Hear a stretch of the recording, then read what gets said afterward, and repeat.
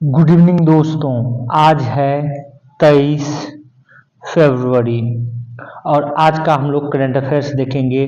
Daily current affairs के अंतर्गत दैनिक जागरण और अमर उजाला में जितने करंट अफेयर्स दिए गए हैं, आज का करंट अफेयर्स महत्वपूर्ण है। एसएससी और बीपीएससी और यूपी पीसीएस, कुछ ऐसे आपको करंट अफेयर्स आज मिलेंगे जो कि एसएससी के लिए ज़्यादा महत्वपूर्ण है, कुछ ऐसे जो कि बीपीएससी और यूपी पीसीएस के लिए महत्वपूर्ण है। तो चलिए हम लोग स्टार्ट करते हैं और आप लोग लास्ट तक वीडियो जरूर देखें, सारा करंट अफेयर्स महत्वपूर्ण है।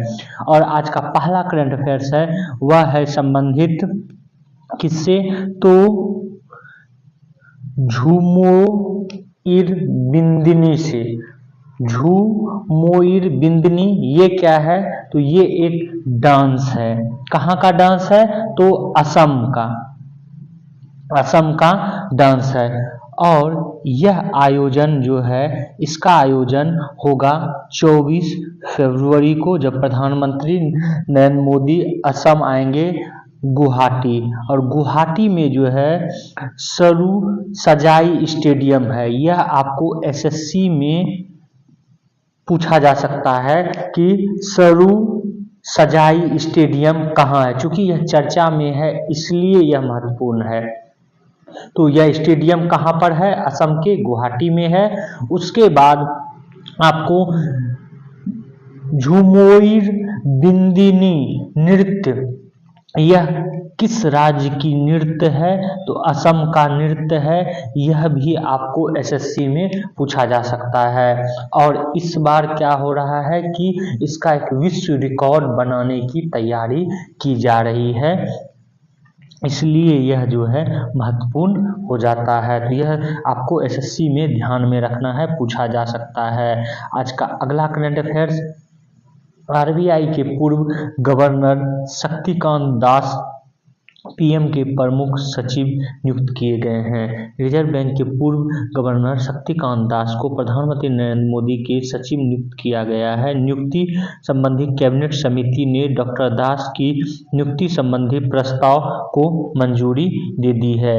इनके मुताबिक आईएएस शक्तिकांत दास को प्रधानमंत्री का प्रमुख सचिव 2 नियुक्त किया गया है। यह उस पद पर प्रधानमंत्री के कार्यकाल तक या अगले आदेश तक जो है बने रहेंगे। पीके मिश्रा पहले से ही प्रधान सचिव के पद पे हैं प्रधानमंत्री के, अब 2 प्रधान सचिव प्रधानमंत्री की सहायता करेंगे। तो आपको यहाँ पर ध्यान में रखना है कि प्रधानमंत्री के जो है प्रधान सचिव में एक तो पीके मिश्रा पहले से हैं और शक्तिकांत दास जो हैं ये दूसरे नियुक्त हो गए हैं। तो ये नियुक्ति संबंधित जो है करंट अफेयर्स, यह भी एसएससी में ज़्यादातर पूछा जाता है, तो आपको ध्यान में रखना है। आगे बता दें इनके बारे में कि दास 6 वर्ष तक आरबीआई के गवर्नर रहने के बाद 10 दिसंबर 2024 को जो है सेवानिवृत्त हुए थे। और इन्हीं के कार्यकाल में 500 और 1000 रुपये के नोटों को बंद करने के मोदी सरकार की तरफ से फैसले को लागू किया गया था। अहम भूमिका इन्होंने निभाई थी। आज का अगला करंट अफेयर्स देखते हैं। आज का अगला करंट अफेयर्स, यह करंट अफेयर्स जो है आपको यूपी पीसीएस और बीपीएससी में इससे संबंधित करंट अफेयर्स पहले भी पूछा जा चुका है और संभावना है कि पूछा भी जाएगा। और वह क्या पूछा जाएगा उसको चलिए देखते हैं। तो सबसे पहले है कि G20 बैठक के दौरान रूस, चीन, ब्राज़ील के विदेश मंत्रियों से जो है मिले जयशंकर। और ये जो है रूस, चीन, ब्राज़ील, ये सारे जो है ब्रिक्स देशों के सदस्य देश है। ब्रिक्स मामले में भारत ने ट्रम्प की अनदेखी की। ट्रम्प जिस प्रकार कह रहा है कि ब्रिक्स को हम समाप्त कर देंगे, लेकिन क्या भारत कर रहा है, विदेश मंत्री सारे ब्रिक्स देशों के मंत्रियों से बैठ जो है मिल रहा है। आपको यहाँ पर ये भी ध्यान में रखना है कि ये मिल कहाँ पे रहे हैं। एक्चुअल में दक्षिण अफ्रीका के जोहान्सबर्ग में G20 की बैठक हो रही है। और G20 की किसकी बैठक हो रही है? तो विदेश मंत्रियों की बैठक हो रही है। G20 के राष्ट्रीय अध्यक्षों की बैठक अभी होना बाकी है, तो वहाँ पर ये मिले हैं। और आपको याद क्या यहाँ पे रखना है जो कि पूछा जा सकता है, ये है कि ब्राजील के विदेश मंत्री मोरो विएरा के साथ जयशंकर की वार्ता में आगामी ब्रिक्स शिखर सम्मेलन को लेकर भी विमर्श हुआ। इस बार ब्रिक्स की अध्यक्षता ब्राजील कर रहा है, यह आपको ध्यान में रखना है। इस बार जो है 2025 में ब्राजील कर रहा है ब्रिक्स की अध्यक्षता। और इस ब्रिक्स की शिखर सम्मेलन की बैठक 6 से 7 जुलाई 2025 को रियो डी जेनेरियो, जो कि ब्राजील का एक शहर है, जबकि ब्राजील का कैपिटल क्या है? ब्राजीलिया है। यह भी आप लोग, ब्राजीलिया है इसका कैपिटल, लेकिन रियो डी जेनेरियो में होगा ब्राजील के रियो डी जेनेरियो में ब्रिक्स सम्मेलन, जिसमें पीएम नरेंद्र मोदी भी हिस्सा लेंगे। और आपको यहाँ पर यह भी बता दें कि वर्तमान में जो है ब्रिक्स में सदस्य देश कौन कौन सा है? तो आपको भारत, चीन, रूस, इसके बाद ब्राज़ील, दक्षिण अफ्रीका और इनके साथ साथ यूएई, ईरान, मिस्र, इथोपिया, नाइजीरिया, इंडोनेशिया इसके सदस्य देश हैं। 20 जनवरी 2025 को दोबारा राष्ट्रपति बनने के बाद डोनाल्ड ट्रंप ने 2 बार ब्रिक्स पर सवाल उठा चुके हैं, लेकिन इसमें जो है इसके सदस्य देश अभी मिल रहे हैं। तो आपको यहाँ पर जितने भी तथ्य दिए गए हैं उसको याद रखना है, ये कि 2025 में कहाँ पर होगा ब्रिक्स का सम्मेलन और इसमें कौन कौन से देश हैं। और इसके बारे में पहले भी बता चुके हैं कि कब स्थापना हुआ। अगर नहीं देखें तो कल और परसों और तरसों का वीडियो देखेंगे तो आपको उसमें मिल जाएगा। और यहाँ पर एक और तथ्य याद रखना है कि G20 की बैठक 2025 में यह दक्षिण अफ्रीका के जोहान्सबर्ग में विदेश मंत्रियों की बैठक हो रही है। अभी विभिन्न देशों के राष्ट्र अध्यक्षों की बैठक होना जो है बाकी है। वह जब बैठक होती है तो आपको इसके बारे में जो है बताया जाएगा करंट अफेयर्स में। आज का अगला करंट अफेयर्स, इससे संबंधित करंट अफेयर्स बीपीएससी के प्रीवियस ईयर में पूछा जा चुका है। अब संभावना है आपको यूपीपीसीएस और एसएससी, दरोगा, इन सब एग्जामों में पूछा जा सकता है। तो करंट अफेयर्स क्या है? भारत और जापान 24 फरवरी से शुरू होने वाले संयुक्त सैन्य अभ्यास में भाग लेने के लिए तैयार हैं। और यह संयुक्त सैन्य अभ्यास क्या है, यह जरूरी है आपको याद रखना। भारत जापान संयुक्त सैन्य अभ्यास धर्म संरक्षक, जिसको कि धर्म गार्जियन भी बोला जाता है, तो धर्म संरक्षक के 6ठे संस्करण के लिए भारतीय सेना की टुकड़ी शनिवार को रवाना हो चुकी है। यह अभ्यास 24 फरवरी से 9 मार्च तक जापान के पूर्वी फूजी युद्ध अभ्यास प्रशिक्षण क्षेत्र में आयोजित किया जाना है।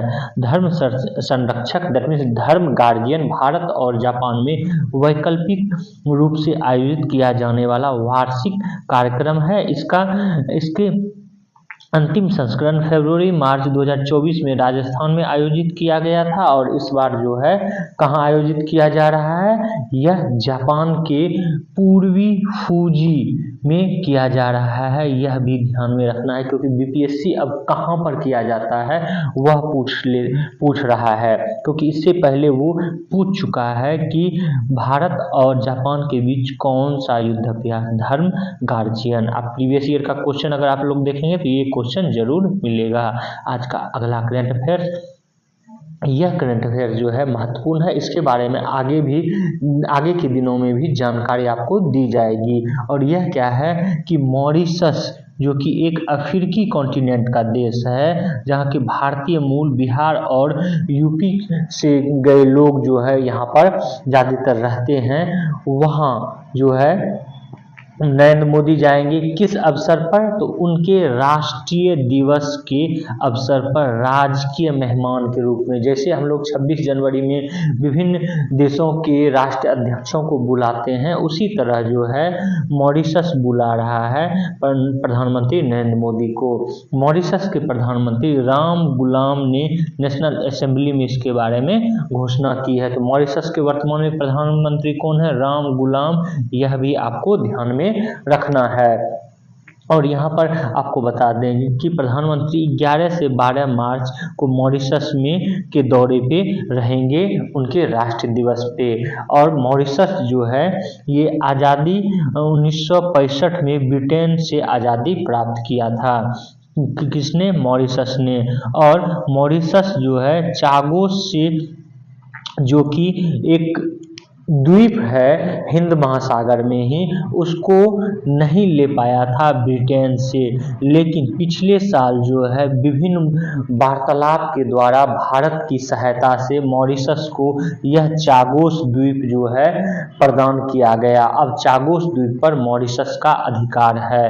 तो चागोस द्वीप के बारे में आपको बता दें कि 1968 में चागोस में के बिना स्वतंत्र हो गया मॉरिशस। यह ब्रिटिश हिंद महासागर के क्षेत्र में बन गया।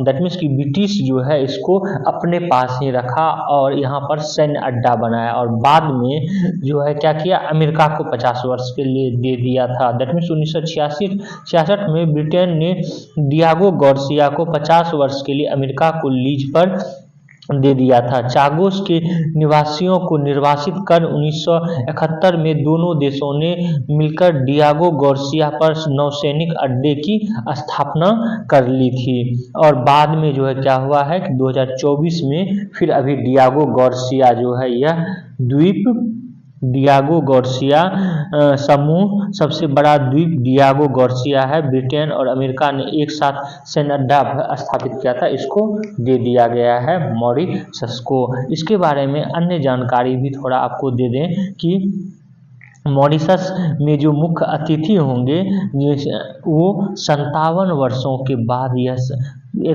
प्रत्येक वर्ष होता है लेकिन 57वीं यह वर्षगांठ है, यह भी आपको ध्यान में रखना है मॉरिशस का। जिसमें इस 57वीं में कौन भाग लेगा, पीएम नरेंद्र मोदी जो है भाग लेंगे।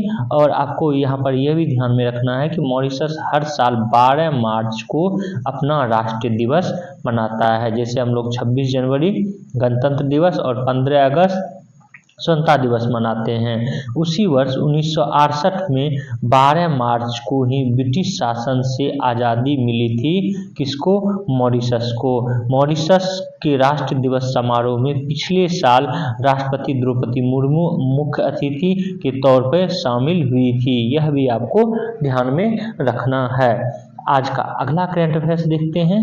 आज का अगला करंट अफेयर्स, यह करंट अफेयर्स जो है महत्वपूर्ण है, आपको एसएससी और बीपीएससी और एसआई खास करके बिहार एसआई में पूछा जा सकता है। और वह क्या है करंट अफेयर्स, अटलांटिक की लहरों पर अनन्या की विजय पताका। यहाँ पर यह ध्यान में रखना है कि भारत की अनन्या प्रसाद ने इतिहास रचते हुए अटलांटिक महासागर को अकेले पार किया है और अकेले पार करने वाली पहली महिला का खिताब जो है अपने नाम किया है। इस 34 वर्षीय खेनवाहार दैट मीन्स नौका चलाने वाली 52 दिनों में 3000 मील की लंबी यात्रा जो है पूरी की, और उन्होंने अपने इस ऐतिहासिक सफर में मानसिक स्वास्थ्य और बच्चों की भलाई के लिए जागरूकता जो है बढ़ाई है। बेंगलुरु में जन्मी अनन्या प्रसाद ने विश्व में अपनी एक अलग पहचान बना ली, और इसके अलावा उनकी एक और पहचान है, वह प्रसिद्ध कन्नड़ कवि के.एस. शिवरुद्रप्पा की पोती है। तो आपको यहाँ पर बस ये ध्यान में रखना है कि अकेले अटलांटिक महासागर को पार करने वाली विश्व की पहली महिला कौन बन गई है, अनन्या प्रसाद।